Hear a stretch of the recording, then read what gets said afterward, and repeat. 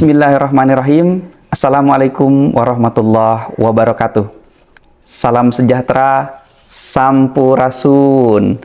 Mohon izin memperkenalkan diri. Nama saya Dedep Nugraha, Sarjana Keperawatan, Nurse Magister Keperawatan. Saat ini saya bertugas sebagai dosen tetap di program studi Sarjana Keperawatan dan Pendidikan Profesi Nurse, Fakultas Keperawatan Universitas Bakti Kencana.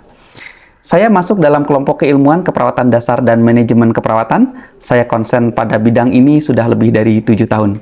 Sebagai dosen, salah satu tugas saya dalam Tridharma Perguruan Tinggi adalah pembelajaran sesuai dengan keilmuan saya, yaitu manajemen keperawatan, yang akan saya simulasikan sebagai dokumen pernyataan diri dosen dalam unjuk bukti kerja Tridharma Perguruan Tinggi. Adapun deskripsi mata kuliah ini adalah fokus pada mempelajari dan mengelola sekelompok perawat dengan menggunakan peran dan fungsi manajemen untuk dapat memberikan asuhan keperawatan kepada klien. Pada tatanan pelayanan keperawatan di tingkat ruang rawat di rumah sakit dan di tingkat keluarga, di puskesmas dan di masyarakat, sesuai dengan standar nasional dan standar internasional. Mata kuliah ini memiliki beban 4 SKS yang terdiri dari 3 SKS teori dan 1 SKS praktikum. Jumlah pertemuan perkuliahan ini adalah 16 kali pertemuan dengan 14 kali pertemuan perkuliahan dan 1 kali ujian tengah semester serta 1 kali ujian akhir semester. CPL yang dititipkan oleh program studi pada mata kuliah ini adalah: yang pertama, mampu bertanggung jawab dan bertanggung gugat terhadap praktek profesional meliputi kemampuan menerima tanggung jawab dan tanggung gugat terhadap keputusan dan tindakan profesional sesuai dengan lingkup praktek di bawah tanggung jawabnya, serta hukum dan peraturan perundang-undangan. Yang kedua, menguasai konsep dan prinsip manajemen keperawatan secara umum dan dalam mengelola asuhan keperawatan kepada klien di berbagai tatanan pelayanan keperawatan. Yang ketiga, memimpin suatu tim kerja untuk memecahkan masalah pada bidang profesinya. Serta yang keempat, mampu mengelola sistem pelayanan keperawatan dalam 1 unit ruang rawat dalam lingkup tanggung jawabnya. Capaian pembelajaran mata kuliah terdapat 4 CPMK. Yang pertama, mampu membandingkan, menggabungkan, dan mengklasifikasikan konsep kepemimpinan dalam keperawatan. Yang kedua, mampu menghasilkan perencanaan manajemen keperawatan 1 unit ruang rawat dengan merumuskan susunan perencanaan dan mengelola standar pelayanan. Yang ketiga, mampu membuat skema kegiatan fungsi pengorganisasian dengan menggunakan prinsip pengarahan dan memadukan dengan analisa situasi. Yang keempat, mampu membangun kegiatan manajemen keperawatan dengan menggunakan evidence based practice dan memberikan argumentasi yang sesuai dengan kebutuhan ruang rawat. Adapun sub CPMK, terdapat 4 sub CPMK pada mata kuliah ini. Yang pertama adalah mahasiswa memahami fungsi pengorganisasian, pengarahan, dan analisa situasi. Yang kedua, mahasiswa merumuskan perencanaan pada manajemen keperawatan. Yang ketiga, mahasiswa menguraikan pengorganisasian MPKP di ruang rawat pada unit pelayanan keperawatan. Serta yang keempat, mahasiswa mengelola ruang rawat pada unit pelayanan keperawatan. Adapun bahan kajian pada mata kuliah ini, yang pertama adalah kepemimpinan dan pengorganisasian dalam manajemen keperawatan. Yang kedua, perencanaan ketenagaan keperawatan sesuai dengan kebutuhan ruang rawat. Yang ketiga, fungsi pengarahan pada kegiatan keperawatan. Yang keempat, perencanaan strategi dengan metode analisa. Yang kelima, analisa situasi manajemen konflik dalam keperawatan. Yang keenam, pasien safety dan advokat bagi manajemen rumah sakit dalam efektivitas dan efisiensi proses pelayanan keperawatan. Serta yang terakhir adalah perencanaan kepala ruang dalam manajemen keperawatan. Perkuliahan ini memerlukan media berupa LMS, yaitu Sepima dan Edlink, kemudian laptop, InFocus, dan PowerPoint. Metode yang digunakan adalah lecture, diskusi interaktif, dan case study. Untuk praktikum, telah terdapat modul untuk mempermudah pembelajaran. Untuk memudahkan pembelajaran, dicantumkan juga pustaka yang terdiri dari pustaka utama dan pustaka pendukung yang terbaru, dengan didukung oleh pustaka yang bersifat daring yang langsung dapat diakses oleh mahasiswa. Mata kuliah ini dapat diakses pada laman LMS, yaitu Sepema dan Edlink. Mahasiswa juga dapat melakukan diskusi di kelas dan diskusi lanjutan dengan saya melalui LMS Edlink. Demikian sekilas mengenai rencana pembelajaran dan deskripsi singkat mata kuliah manajemen keperawatan. Selanjutnya, saya akan mensimulasikan proses pembelajaran yang saya lakukan bersama mahasiswa di kelas. Pertemuan yang akan disimulasikan adalah pertemuan kelima tentang manajemen konflik dalam keperawatan. Oke, selamat sore semuanya. Bismillahirrahmanirrahim. Assalamualaikum warahmatullahi wabarakatuh. Waalaikumsalam warahmatullahi wabarakatuh. Selamat sore semuanya. Sore. Masih sanggup? Sanggup. Sampurasun. Amin. Ini salamnya orang Sunda. Jadi kalau orang Sunda, tapi ini bisa bahasa Sunda semua? Bisa. Ngerti ya? Walaupun nggak bisa, ngerti santuinya ya. Oke, teman-teman sekalian, nanti saya campur-campur mungkin pakai bahasa Sunda. Dan saya punya penelitian salah satunya adalah tentang caring perawat di Jawa Barat. Tuh caring perawat tuh keren sekali. Salah satunya adalah karena ada budaya Sunda. Dan beberapa rumah sakit pakai visi misinya budaya Sunda. Apa tuh? Somnya. Ya, oke, baik teman-teman sekalian, kita akan mulai perkuliahan kita pada sore hari ini tentang manajemen keperawatan di rumah sakit. Ini sebenarnya tidak spesifik rumah sakit ya, tapi kita bisa lakukan di semua jenjangnya. Itu adalah tentang manajemen konflik. Ya, pasti umum sekali teman-teman, tapi kita nanti akan lihat bagaimana manajemen konflik di dalam keperawatan. Oke, pertama teman-teman saya mau tanya dulu. Di sini adakah yang pernah berkonflik? Sering.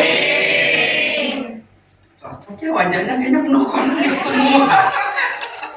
Oke, konflik itu apa yang kira-kira pernah nggak hari ini mengalami, ada yang berkonflik nggak hari ini? Ada. Yakin tidak ada? Ada.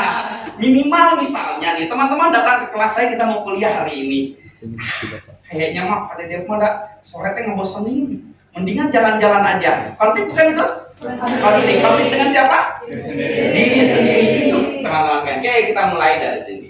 Kita pertama belajar dari kasus dulu ya. Ini ada sebuah kasus sederhana. Teman-teman sekalian, materi sebelumnya sudah saya upload ke link, sudah di-download? Sudah ada bekal ya. Kita coba analisis sedikit tentang kasus ini. Ini kasusnya. Nurse Ai, umur 32 tahun, berdinas di ruang cempaka yang merupakan ruang rawat inap penyakit dalam rumah sakit UIN. Saat ini menghadapi konflik dengan rekan perawat lain karena masalah pembagian tugas. Perawat tersebut menganggap konflik itu hanya sepele dan tidak menganggapnya terlebih dahulu supaya suasana agar lebih ini. Menurut teman-teman, apa yang bisa kita lihat dari konflik ini? Ada yang mau berpendapat? Ada yang berpendapat? Ya, Alifah, gimana? Gimana menurut Alifah tentang kasus ini? Ada apa kira-kira yang bisa kita analisis di konflik ini?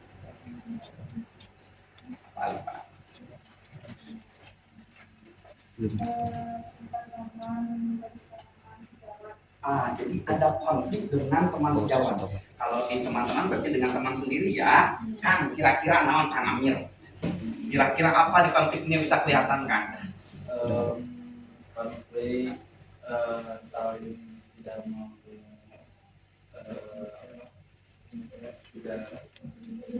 tidak mau membagi tugas. Nggak mau bagi-bagi tugas, berarti itu penyebabnya ya. Jadi konfliknya sesama teman, kemudian karena ada pembagian tugas, kira-kira apa lagi Kang?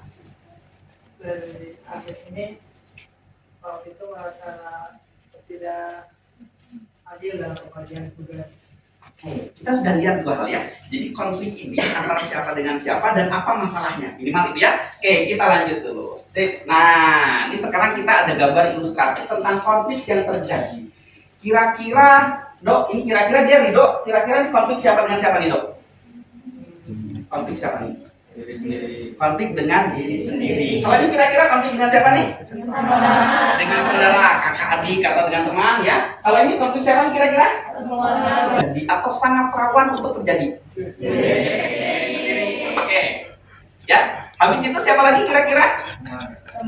Bisa dari teman atau kakak adik ya? Atau ini. Oke. Ada yang berpendapat yang lain?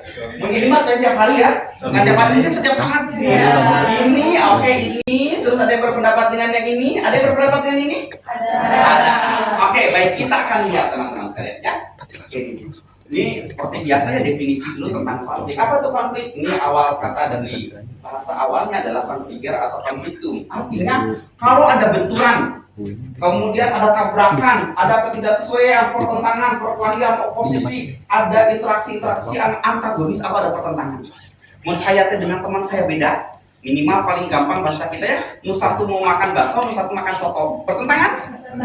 Konflik tidak? Ya. Kalau dalam kata dasarnya itu seperti itu. Ya, kita lihat. Oke, ini konflik, kita masuk dalam konflik dalam perawatan. Ini ternyata semua perawat itu sudah pernah berkonflik. Belum jadi perawat, jadi mahasiswa aja sudah berkonflik ternyata. Oke, semua perawat ini pernah berkonflik. Dan angkanya adalah 90% yang konfliknya itu adalah konflik interpersonal.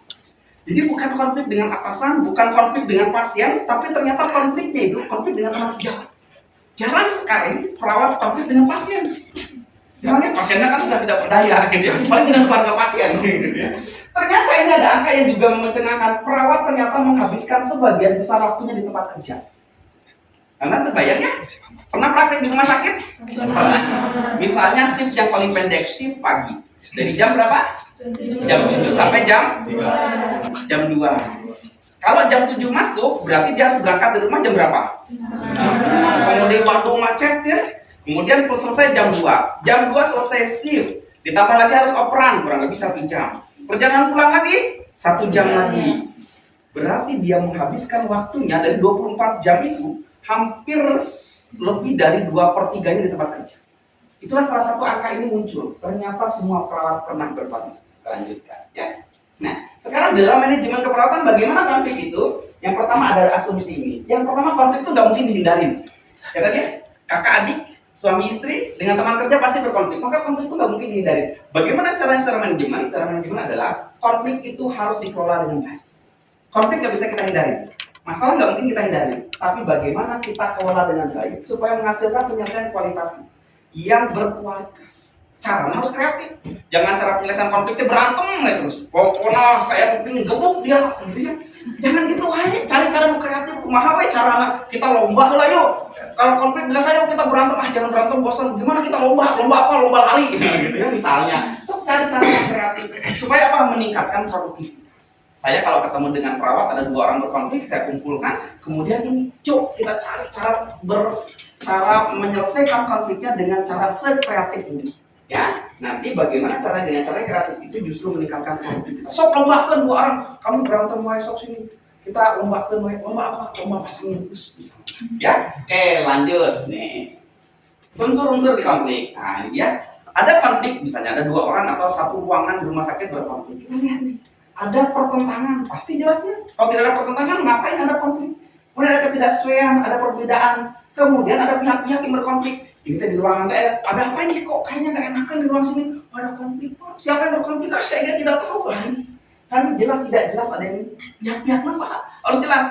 Pak kami itu di Himsaka sekarang sudah berkonflik. Dengan siapa? Nggak tahu pak. Nah ini kan konflik. Kalau konflik terus ini ada pihak yang jelas. Ada situasi dan prosesnya. Konflik itu tidak mungkin tiba-tiba bunuh-bunuhan, tidak mungkin. Ya, tetapi pasti ada situasi dan ada prosesnya. Nanti saya perlihatkan di Pak. Ya, lanjut. Ada tujuan, kepentingan, ada kebutuhan. Kalau tadi ada pihak-pihaknya, sekarang kalau yang berkonflik ini 2 orang jelas pihaknya. Lalu kemudian kita akan lihat, kamu punya kepentingan apa? Yang ini punya kepentingan apa? Kalau tidak ada kepentingannya, ngapain berkonflik? Kalau nggak ada kebutuhan, ngapain berkonflik?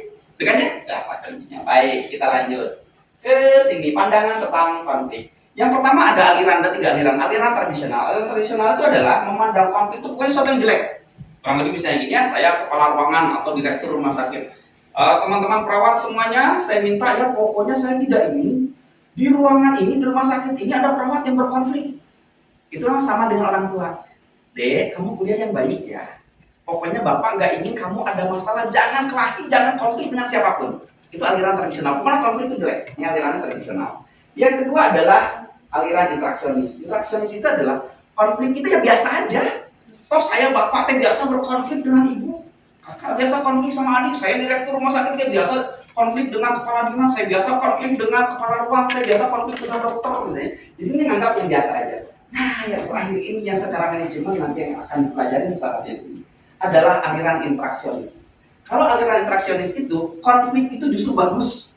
Kalau bisa maka konflik itu harus diciptakan. Di organisasi itu secara manajemen konflik itu justru sebaiknya diciptakan. Kalau saya melihat ada orang atau ada ruangan, ada perawat ini kok nggak pernah berkonflik ya kayaknya asa antem kayak gitu. Saya gatel, ingin saya bikin itu pemacaranya konflik. Kayak gitu ya. Kurang lebih kalau saya teman-teman nih mahasiswa punya teman, ini saya lihat tidak ada ya, mukanya bulat, pakai kacamata bulat, topol kacamatanya gitu. Terus kerjaannya di perpustakaan lah ya gitu. Di kelas misalnya di pas istirahat, nggak pernah kemana-mana, pokoknya mah ke perpustakaan deh. Kira-kira gregetan nggak? Kalau saya mah gregetan, saya pingin dia tuh hidupnya lebih berwarna. Nah, kurang lebih begitu ya. Kalau manajemen itu ingin melihat ruangan-ruangan di rumah sakit itu lebih berwarna. Bagaimana salah satunya? Salah satunya adalah dengan konflik yang kita siasat. Kita lanjutkan. Nah, sekarang masuk ke sini ya. Mitos atau fakta. Nah, ini apa lagi ya? Ini pernyataannya begini. Biarkan konflik berlangsung alamiah. Jadi konflik itu kayak tadi, alamiah saja. Kalau ada dua orang, dua ruangan, dua pihak yang berkonflik di rumah sakit, biarin aja lah, biarin. Kemudian apa ya? Maka konflik itu akan selesai dengan sendirinya. Oke, ada yang mau berpendapat? Kira-kira ini mitos atau fakta? Mitos atau fakta? Eva apa? Mitos atau fakta? Mitos. Mengapa mitos? Karena kan dalam konflik itu Ketergantungan paling tinggi dengan istrinya atau sebaliknya, maka konflik mereka paling tinggi. Misalnya, istrinya nggak bisa naik motor.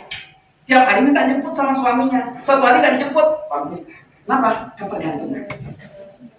Ya, nanti teman-teman bisa analisis. Begitu di ruangan, ini mana sih yang tingkat ketergantungan paling tinggi? Itu yang paling rawan konflik. Ya, ini dia penyebabnya. Kita lanjut ke level konflik. Nah, ini yang tadi kita lihat ya. Yang pertama tadi konflik intrapersonal, berarti dengan diri sendiri. Konflik dengan diri sendiri terjadi tiap saat ya, tidak hanya setiap hari, ini mah setiap saat. Kemudian interpersonal. Kalau interpersonal berarti antar orang ya, jadi dengan teman, dengan suami istri, kakak adik tadi. Intergroup. Kalau intergroup berarti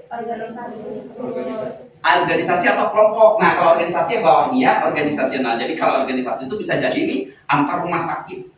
Kalau antar kelompok bisa jadi antar ruangan di rumah sakit atau ada geng. Di kelas kalian ada geng nggak? Ada, masuk ada geng ya. Walaupun cuma teh, pokoknya nggak tahu tante ke kantin teh 5-an, itu geng tuh. Jadi mengerjakan tugas teh nggak mau dipisah dengan kelompok yang lain. Kelompoknya nggak tahu ya, teh geng nih gitu ya. Nah, inilah intergroup bisa jadi di kelas itu kemudian berantem. Kita masuk ke sini. Termometer konflik ini saya sampaikan katanya konflik tidak mungkin tiba-tiba muncul. Akan ada mulai dari sini ya. Dari suhu paling rendah yang tidak ada konflik sampai suhu yang paling panas yang saling memusnahkan. Ya, dimulai dari saya masuk ke ruangan ini. Kayaknya adem aja, saya bagi tugas kayaknya tenang semua gitu ya. Berarti ini adalah ruangan dingin. Enak gak sih berada di tempat yang seperti ini? Gak enak juga sebenarnya. Asal kayaknya nggak ada warna di ruangan teh, nanti kerja di kelas segala macam, nggak ada rasanya karena nggak ada masalah sama sekali. 4 tahun kuliah teh nggak pernah ada masalah. Gak enak ya kayaknya, sok bikin masalah. Oke, kemudian mulai muncul nih di ruangan atau di kelas atau di kelompok mulai ada ketidaksepakatan kecil. Teman-teman sekelas, ayo kita jalan-jalan ke mana? Ke Cibiru. Apa Cibiru? Ke gunung nggak tuh? Orang kemarin ke orang dijungkal ke gunung meninggal. Gitu. Ada kesepakatan kecil, hanya masalah makan, hanya masalah besok pakai kostum apa, pakai dress code apa, ada ketidaksepakatan kecil. Setelah itu baru saling berargumen. Orang saya mau makan mie wae ke rambut keriting. Terus apa argumennya makan pakai mie jadi rambut keriting? Oke, kemudian beradu argumen, mulai debat. Setelah debat kemudian saling ngancem. Kalau sudah ngancem ngapain? Nyerang secara fisik. Mulai dari omongan sampai kepada saya selalu sarankan kepada teman-teman, sekesal apapun atau sebesar apapun konflik yang kita hadapi, jangan sekali-kali habis. Kenapa? Karena ada delik hukumnya. Kalian pukul orang memar, bawa ke rumah sakit, lapor polisi, teman-teman masuk, kena pasal. Ada pasalnya ya. Apalagi yang ini berusaha saling memusnahkan. Saya mah tidak mau kerja di rumah sakit ini lagi, saya nggak mau di rumah ini kalau dia masih ada di sini. Ya, pokoknya pengacaranya pulang kamu lewat mana? Disuruh saling memusnahkan. Jadi saling memusnahkan, menyerang secara fisik mukul itu tidak mungkin tiba-tiba. Ya kan ya? Tidak mungkin saya tiba-tiba kuhul kasih ridho. Tiba-tiba pokoknya saya lihat ridho tuh, gitu. Nggak mungkin, pasti ada dari sini. Ya, kecuali kita mengabaikan yang lain ya, karena ridho teh mirip mantan saya yang dulu teh menelantarkan saya. Dari itu ya. Ini konflik itu muncul seperti itu. Ya, teman-teman bisa baca konflik itu tidak tiba-tiba muncul, tapi ada seperti itu. Kita lanjut. Oke, nah sekarang ini masuk ke sistem manajemen. Di dalam manajemen kita akan bicara tentang kuadran manajemen konflik. Dalam kuadran ini hanya ada dua nih alternatifnya kalau kita berkonflik. Kita mau menang atau kita mau kalah. Jadi saya garis ini adalah kita. Ini adalah yang berkonflik dengan kita. Ya, maka kalau kita mau menang, tapi tidak mungkin kita menang sendiri, kita menang saya mengalah aja Pak. Ya.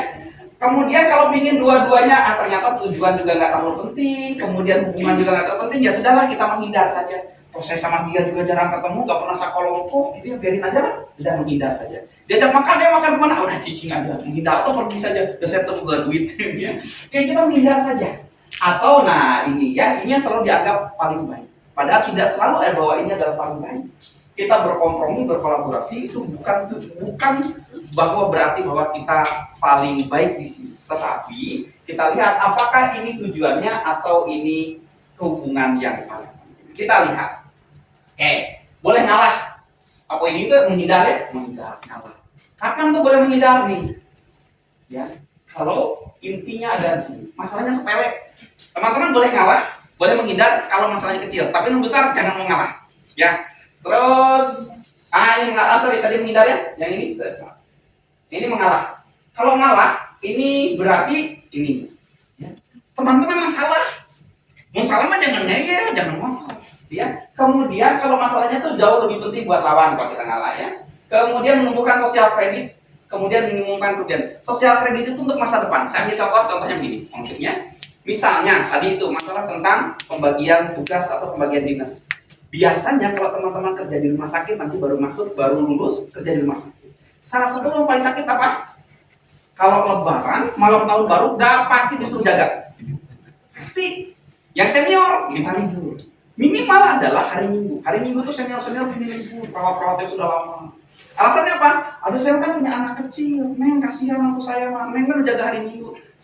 Bertahun-tahun biasanya perawat baru itu jaga setiap hari Minggu. Hari libur nggak akan ada libur lah teman-teman. Konflik nggak? Konflik. Emang ibu aja punya keluarga, saya juga punya keluarga. Walaupun bapak, ibu, kakek, nenek gitu ya. Keluarga. Tapi saya bisa mengalah. Yaudahlah saya ngalah dulu aja sebagai junior. Ngapain tuh? Sosial kredit. Berarti dikira ngalah. Silahkan ibu saja dinas. Silahkan ibu libur hari Minggu, Sabtu, Minggu, kemudian hari Lebaran, Tahun Baru. Silahkan ibu libur. Tapi tunggu sosial kredit. 2 tahun lagi saat saya punya anak, gantian ibu mau jaga, saya libur. Itu adalah sosial kredit. Ya, saya hari ini ngalah, tapi tunggu nanti berarti harus bergantian. Itulah kurang lebih contohnya sosial kredit. Maksa, kapan boleh maksa? Nah ini dia. Boleh maksa, ini kalau nih, ya. Pertama, harus cepat diambil. Yang kedua penting. Yang ketiga adalah Anda yakin bahwa Anda benar. Kompromi, nah kalau kompromi itu berarti tawar-menawar ya. Cari jalan tengah, kalau tujuannya penting dan kekuatannya kedua-duanya sama-sama seimbang. Kapan boleh berkolaborasi? Nih, kolaborasi ya. Bahasa lainnya adalah bahasa lainnya adalah win-win solution. Ya, nyari jalan tengah. Kalau kedua belah pihaknya tuh nggak mau ngalah sama ya, kemudian sasarannya belajar, ya udah belajar dulu aja nggak apa-apa. Yuk kita kompromi, kita berkolaborasi, kemudian manfaatkan perasaan orang lain. Oke, cukup sampai di sini. Mari kita latihan bersama. Teman-teman silahkan, demikian pertemuan saya. Dan sekarang silahkan jika ada yang ingin ditanyakan atau ada yang ingin dikonfirmasi atau ada bahan yang mau didiskusikan, saya persilahkan. Mangga. Ada yang mau tanya? Silahkan. Silakan. Juga mau nanya? Itu mau nanya, kelihatan wajahnya dari jauh mau nanya, tahu saya ya, silakan itu. Begini, perkenalkan. Ya. Perkenalkan, nama saya Ibu Fitri. Pertanyaan Bapak. Pertanyaannya bagaimana cara manajemen konflik paling mudah dan apa resikonya? Oke, baik. Ada lagi? Siapa namanya? Lutfi, Bapak. Lutfi, saya lupa. Izin bertanya, bagaimana manajemen konflik kalau kita berhadapan dengan pimpinan atau atasan? Oke, baik, terima kasih. Teman-teman sekalian kita langsung sini ya. Saya mau lihatkan kasus. Ya, kasus ini. Nurse RY 30 tahun, kepala ruangan nih, penyakit paru rumah sakit Dali. Miliki konflik dengan kepala bidang perawatan. Berarti di atasannya lagi ya, ini kepala ruangan ini berkonflik dengan kepala bidang. Karena terdapat permasalahan terkait evaluasi kinerja, berarti dinilai perawat itu. Ya, perawat pelaksana dinilai, dilakukan perubahan, ternyata dirubah, sudah dinilai sama kepala ruang, dirubah sama sama kepala perawatnya. Kenapa? Karena ternyata kita masih keluarga ini, masih keluarga dengan kepala bidang tadi. Ini kepala ruangan itu berusaha untuk memberikan penilaian apa adanya dan tidak menginginkan adanya perubahan. Pokoknya menurut saya mah eta yang saya nilai itu sudah benar. Kenapa harus diganti-ganti? Gitu ya. Karena yakin apa yang dilakukan itu benar sesuai dengan tugasnya. Lalu kira-kira penyelesaiannya gimana? Kalau menurut teman-teman bagaimana? Kira-kira penyelesaiannya harus gimana nih? Gimana tadi pilihannya? Apakah mau menghindar? Apakah mau mengalah? Atau mau maksa? Kira-kira gimana? Gimana? Kata kuncinya kita lihat, ya. Pertama apa? Atasan bawahan. Bahaya ya kalau kita ngelawan atasan ya. Kayak tadi ya, atasan kita nih, hati-hati ini. Tapi ada kata ini, yakin. Dan ini ingat, ada konflik kepentingan, ada hubungan kekeluargaan. Berarti kalau secara teori berarti teman-teman bagaimana?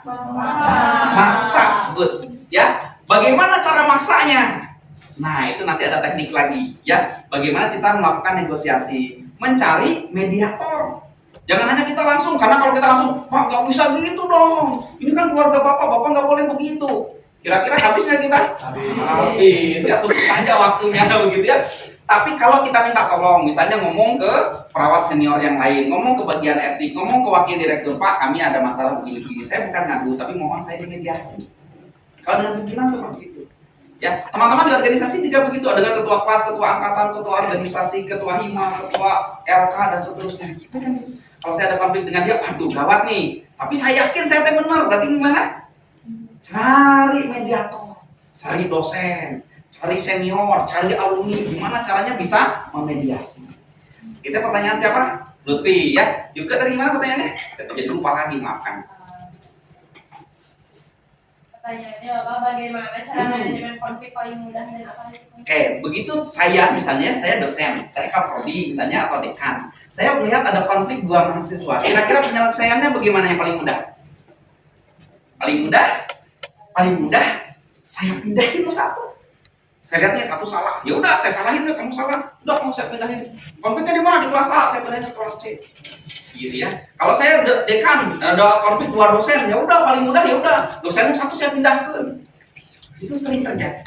Jadi misalnya ya, nanti teman-teman bisa latihan di case setelah ini ada kuis ya, kuisnya beberapa sudah saya masukkan, ada saya tambahkan case adalah tentang itu syaratnya. Misalnya teman-teman ada case bahwa perawat di ruang IGD kemudian berkonflik dengan temannya. Paling mudah gimana kalau saya direktur? Pindahkan menjadi masalah. Tadi lihat faktornya ya. Ternyata faktornya individu. Oh ya sudah, berarti satu orang yang bikin masalah ini saya pindahin ke ruang lain. Misalnya saya pindahkan ke ruang ICU dari IGD, ada dia bikin masalah, saya pindahin ke ruang ICU. Kira-kira apa yang terjadi? Biasanya adalah masalah di IGD tadi pindah ke ICU. Gitu. Jadi ini bikin konflik dia di kelas A. Paling gampang saya pindahkan ke kelas C. Di kelas A nggak ada konflik, sekarang di kelas C jadi ada konflik. Ya, berarti yang begitu teknik paling yang benar adalah itu paling mudah sebenarnya, tetapi resikonya seperti itu. Maka adalah teknik yang lain adalah dianalisis seperti tadi ya. Nanti teman-teman ada konflik yang sifatnya laten, seperti itu namanya konflik laten. Kemudian berarti salah satu caranya adalah bagaimana kita tarik dia, kita lakukan pembinaan. Begitu. Ada lagi teman-teman? Cukup. Baik, mudah dipahami? Nah, mudah-mudahan mudah dipahami oleh teman-teman sekalian. Yang dipraktekkan bukan bagaimana membangun konfliknya. Teman-teman boleh membangun konfliknya adalah kalau teman-teman sudah jadi manajer keperawatan. Kalau begitu di bawah, jangan dulu membuat konflik, tapi teman-teman bagaimana bisa memanajemen konflik dengan baik. Demikian dapat saya sampaikan teman-teman sekalian. Terima kasih, mohon maaf sampai cukup sore. Dan saya akhiri. Wassalamualaikum warahmatullahi wabarakatuh. Waalaikumsalam warahmatullahi wabarakatuh. Oke, terima kasih semua ya. Demikian simulasi pembelajaran dan proses perkuliahan pada mata kuliah manajemen keperawatan pada pertemuan kelima ini. Mohon maaf bila ada hal-hal yang kurang berkenan. Semoga bermanfaat. Terima kasih. Wassalamualaikum warahmatullahi wabarakatuh.